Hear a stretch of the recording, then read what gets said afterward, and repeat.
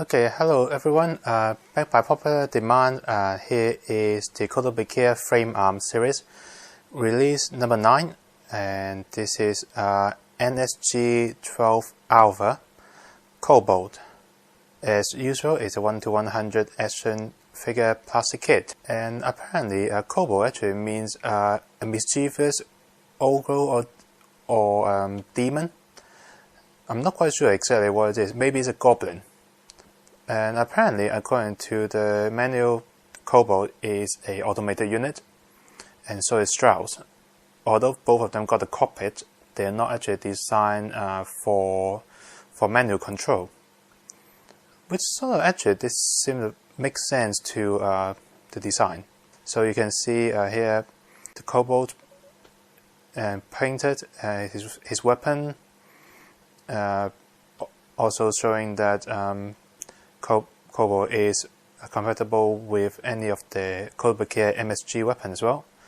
Here's a combined form, and look a bit generic, so that's it. So the assembly instruction is pretty basic, similar to all of the other frame arm assembly instruction. So on the front is the color photo, and the assembly instruction once again tells you the first thing you do is actually take it apart. So which makes you really think about whether it's actually worth it for them to actually build the frame to begin with. Of course, if you actually build multiple frame arms kit, after a while it will be a bit tedious. So at the middle of the assembly instruction is the complete form wise height and a few more shots of Kobold. And here's a wall of text which giving you most of the information about Kobold in the storyline. And it's not focusing. Oh, there we go. So near the back half of the assembly instruction, we are over with the assembly of Kobold, and it's talk about the transformation preparation. When I talk about transformation and combine, it's more about taking it apart. But we will leave those for later. And here's a painting guide: 4 tones of gray, 3 dark one, 1 light one, and then there's 1 piece of red, the orange for the lenses, and then is the metallic color for the inner frame and any of the mechanical part. So a pretty simple instruction manual. And here is Kobold. So as you can see, he has a hunchback effect, and it looks even better in real life. The long arm and the big fist, as you can see here. In fact, the fist are special parts. It's a special custom frame. Even on the frame, it is a custom frame. So they're extra large, extra wide, and they're actually easier to build than the normal frame arms, which are a bit small and fiddly when trying to put the thumb onto a very small fist. When they're chunky, they're easy to build. So a pretty nice look overall. It really does give you the feeling of a mischievous goblin. The armor on the shoulder and on the leg actually give him a feeling that it's a broken cloak feel, as in they're actually just draped on and slightly floating. It's even more prevalent on the leg, where you can see there's multiple layers here. So they look like armor just picking up on the battleground and just cover himself with it. So it's a pretty interesting look. So you can see that on the back, a lot of the frame is actually exposed, and so is top half of the arm, and seems to be the theme of this frame arm in particular, and its companion unit. So you can see that a lot of frame. The whole of the shoulder is actually exposed, and the upper arm. What's also interesting is the eye, which is painted in a flat orange, but because how bright it is, it actually shows off. So overall, Kobold is supposed to be shorter, and overall compared to other frame arm, he's about a head shorter. So articulation is overall pretty good, but just like all the other frame arm, the armor part has hindered some of the articulation somewhat. So the head, although in theory it can actually turn 360, but because the ball joint is pretty tight, the head wouldn't really want to move. And because he's always hunched forward, it means that for Kobold to actually look forward, he has to look up. Otherwise, he will be looking down towards the ground. And therefore, if you're trying to turn the head left and right, the back of the head is going to touch against the head and will stop it from turning any more than this. If you lift the head a little bit out and a bit out, then it will actually turn a bit more.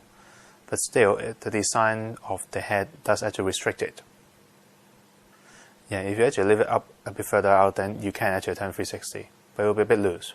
So on the shoulder, because the frame is actually re-exposed, the shoulder can actually move in a very wide range. And in fact, the shoulder armor will not actually touch the head, even at the maximum angle. So you can see here. So this is actually the maximum range of movement the frame gives it. So there's a swivel just above the, just underneath the shoulder, and there is elbow. But because of the armor on the elbow, it restricted to only just over 90 degrees, as you can see here. But yeah, overall it's alright. So the hand is actually plugged in onto a on the polycap, and itself is a peg joint, so it can actually wiggle forward and backward a little bit and turn 360. Because the upper body and the lower body is actually pegged together here, so there is no waist articulation anymore. Unless you deliberately lift it up, then it will give you some rotation. But it lost the theme of the Kobold itself, so now in theory it shouldn't have any waist articulation. By having that part, this part here, spacing the leg away from the body, is actually give him less restriction in the articulation. Spreading wise, is only can go this much, not because of the armor part, but because the polycap joint inside the leg is actually limited from going any further than this. So this is a bit of poor design of the frame itself, not Kobold in general. It's just a problem in general of the frame arm. But yeah, having it spaced out means that the leg can go up really high and forward and backward, as you can see. And because the back of the frame of the leg is exposed, it means that the knee can go to its maximum rotation as well, until the back of the heel touching the back of the leg. The ankle is not the best in the world. The polycap allows it to go backward and forward a little bit, but it can actually go sideways a lot, which will help Kobold doing a widespread pose as well. But not a lot in terms of forward and backward. There is ankle armor, which can move down all the way down, and can move forward to about 90 degrees. So enough that it will not hinder the ankle. So there's a skirt armor which can swivel around. It's on a ball joint, but it doesn't allow it to come out because of the design. Yeah, but it's not going to hinder anything because it's actually attached to the legs anyway, not to the torso. And so is the shoulder armor, which is again pegged onto a ball joint, but doesn't come out. So there's a backpack which is attached near the top of the body, and it's a swivel joint, so it can bend forward. So it's almost horizontal. And there's also two swivel arms on the side of the backpack, which can do 360 unless it actually hit the body. But since it's not used on Kobold himself, so we will just leave it at that. We'll talk about it later in the combined form. So let's talk about the weapon. That's it. Technically, Kobold has no real weapon. I mean, he has a pair of fists, so he can actually punch people with it.